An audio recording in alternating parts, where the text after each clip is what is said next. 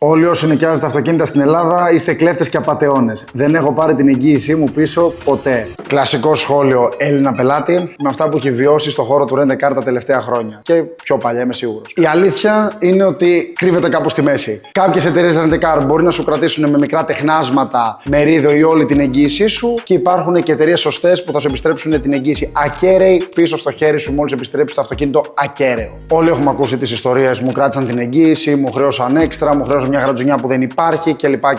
Η συμβουλή μου σε όποιον πελάτη νοικιάζει αυτοκίνητο οπουδήποτε είναι: βγάλ' τώρα μερικές φωτογραφίες, βγάλ' το και ένα βίντεο και εσύ, μην μας εμπιστεύεσαι 100%. Λαμόγια είμαστε κάποιες φορές, όχι όλοι.